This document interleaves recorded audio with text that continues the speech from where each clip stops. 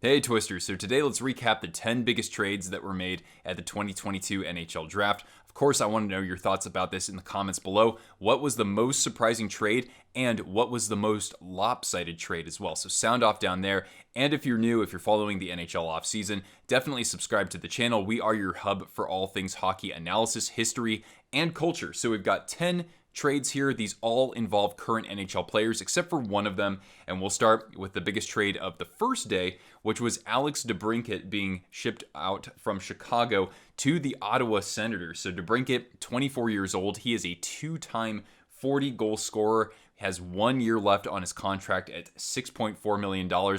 That's certainly a steal for a guy who hasn't even entered his prime and has tallied 40 goals twice in the NHL, and he'll be a restricted free agent. So the Ottawa Senators upgrading a good young core of forwards there, and in return, the Blackhawks received the following. First of all, they got Ottawa's first-round pick, which was 7th overall. They used that to draft defenseman Kevin Korchinski, probably the third overall defenseman drafted in this year from the Seattle Thunderbirds. Then the Hawks used pick number 39 from Ottawa to draft center Paul Ludwinski.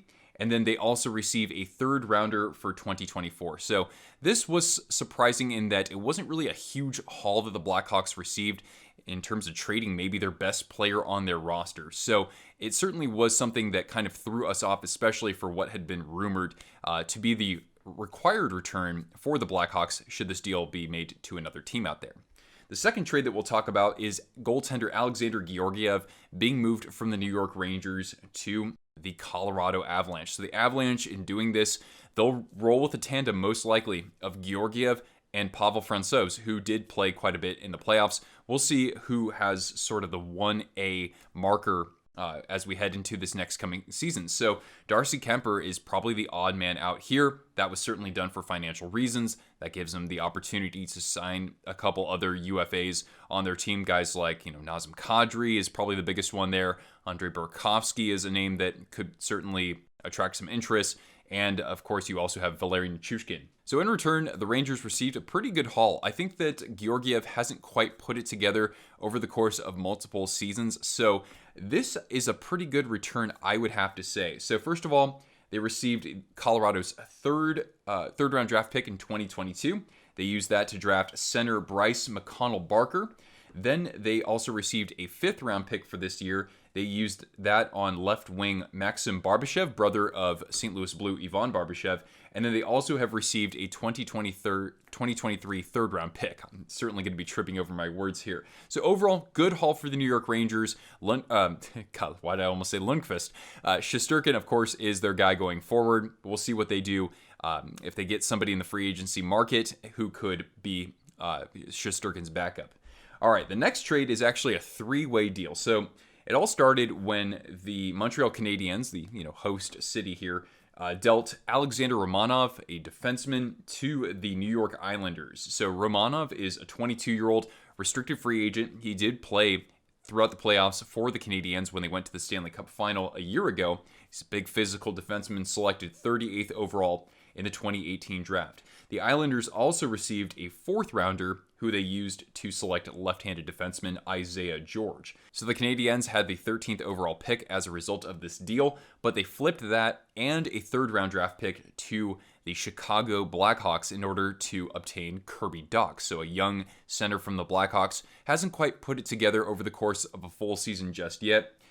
9 goals and 17 assists in 70 games with the Hawks this past season. He's 21 years old. He's a restricted free agent, but he certainly could still blossom in the NHL. He's just 3 years in. He's still 21 years old as well. So he's gotten a lot of NHL experience under his belt, but he has quite a ways to grow. So that kind of makes up for the fact that the Canadiens didn't draft a center with the 1st overall pick. They got Uri Slafkovsky, who's a winger, whereas they could have selected somebody like Shane Wright or Logan Cooley.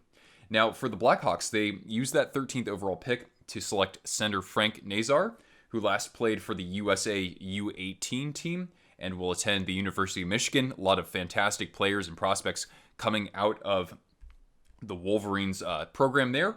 And then with pick number 66, they drafted winger Gavin Hayes from the Flint Firebirds in the OHL.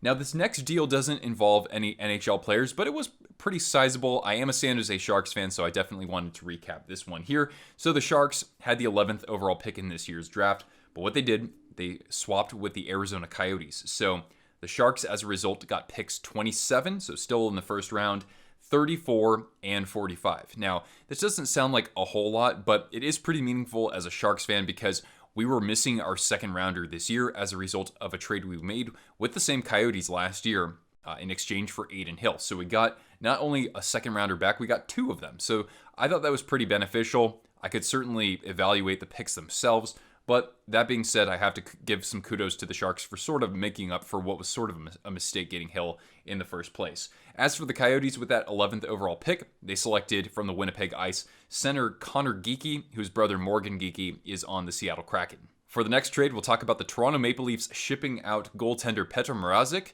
to the Chicago Blackhawks. So yeah, very busy couple of days for the Chicago Blackhawks front office. Now, Mrazek, at 30 years old, has 2 years left on his deal at $3.8 million annually. He's certainly fallen off this past season.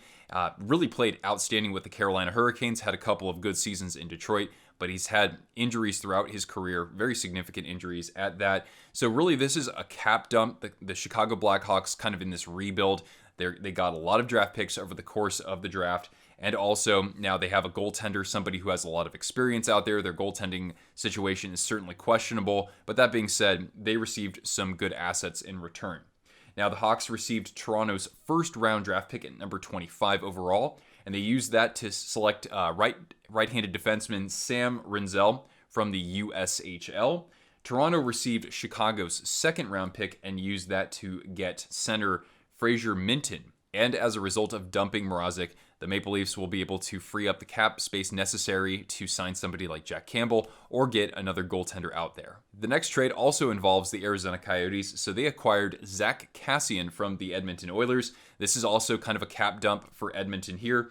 Kassian is 31 years old. He's a bottom six winger, certainly a enforcer type kind of player. He has 2 years left at $3.2 million annually, so a bit steep for a bottom six player. But again, this is for Arizona to gain more assets in return. The Coyotes and the Oilers swapped first round draft picks, so the Coyotes selected 29th overall and got themselves right-handed defenseman Maverick Lamoureux from Drummondville in the QMJHL. He's 6'7", so certainly one of the taller players in the NHL. His parents were incredibly proud, and afterwards they ended up working on getting the next prospect developed as well. And with the last pick in the first round, the Oilers selected left winger Reed Schaefer from the Seattle Thunderbirds, so certainly a couple of T-Birds making a big splash because that team nearly won the WHL championship this past year. Shout out to them.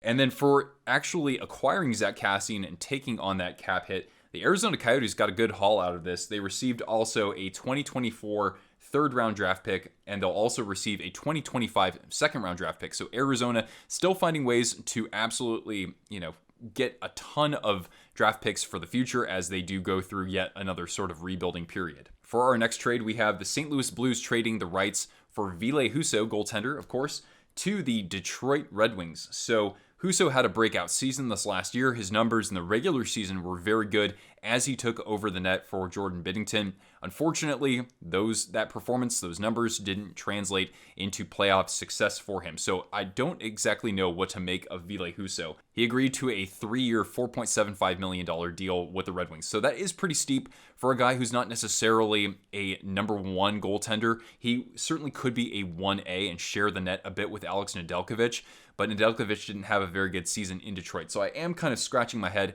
at this one, but maybe Yzerman sees something in Husso that I just don't yet. But with that being said, the Red Wings could use this period for Husso, who's 26 years old, to play a couple of seasons and eventually help maybe even mentor their top goaltending prospect, Sebastian Cossa, who was selected in last year's draft. Now, the Blues received a third-round pick that they used on Aleksanteri Kaskimaki from IFK in the Finnish Liga. That's particularly exciting because if he does stay there, he is under contract for a couple of seasons, then I have a good chance to actually see him in person when I go to Finland in October. So I am going to have my eye on this guy. Our next trade involves the signing rights of goaltender Vitek Vanacek. So the Capitals have traded that over to a division rival in the New Jersey Devils, So Vanecek, 26 years old, kind of like Husso this last year, took over the net for Washington, but it wasn't the same for him in the playoffs. It was Samsonov's net then.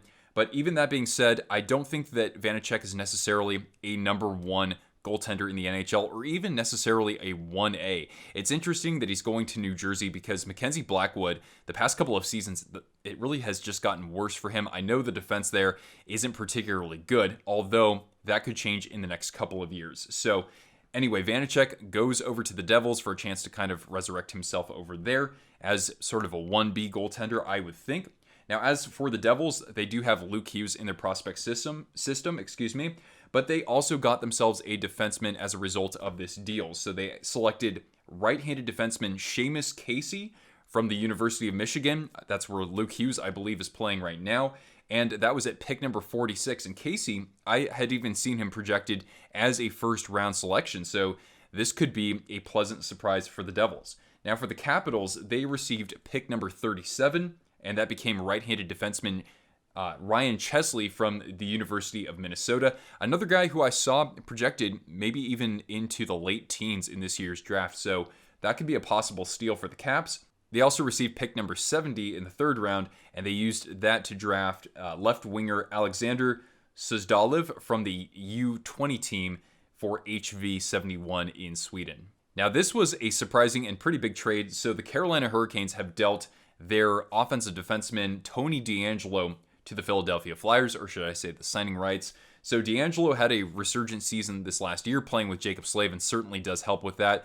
But even though he's sort of a defensive liability, he did produce quite a bit, even strength, and on the power play for the Hurricanes. The Flyers also received a 7th rounder in this year's draft. They used that on right wing Alexis Gendron. Now, I haven't seen the terms of the DeAngelo deal confirmed just yet, but it is kind of interesting that now he goes to Philadelphia under John Tortorella.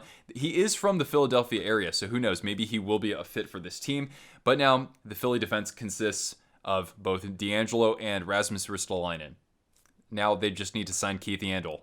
Anyway, in exchange, the Hurricanes did receive a good haul here. So first of all, they received a 4th rounder for this year. They used that on left-handed defenseman Simon Forsmark from Örebro's U20 team in Sweden. They also received a 2023 third-round pick. It is conditional, just the lowest pick in that round. And then they also received a 2024 second-round pick. So good job by Don Waddell and his staff there. And this last trade, not so big, but it does involve my favorite team, the Sharks. So it was Luke Kunin, the rights to him, acquired by the Sharks from the Nashville Predators. So Kunin, he is a 24-year-old center/right winger that can put some goals in the net on a third line. He's potted 15, 10, and 13 goals in the last 3 seasons. That's pretty good. The Sharks do need some more punch in their bottom 6, and so I think that Kunin could possibly be a good option for them. And besides, they really don't have anybody who can score goals from a right-handed shot perspective, at least not among the forwards so much. Now, in exchange, the Predators receive a 3rd-round pick in 2023, so not a bad return for a bottom 6's trading or signing rights. And in addition, they also received 23-year-old John Leonard, who played in 58 games with the San Jose Sharks. A lot of speed out there, but not all that much more from what I've seen from Leonard. Nonetheless, I wish him the best of luck, and it would be great if he was on the roster to start the season, because October 7th and 8th, the two teams meet in Prague, and I'll be there. So you guys look out for me on TV.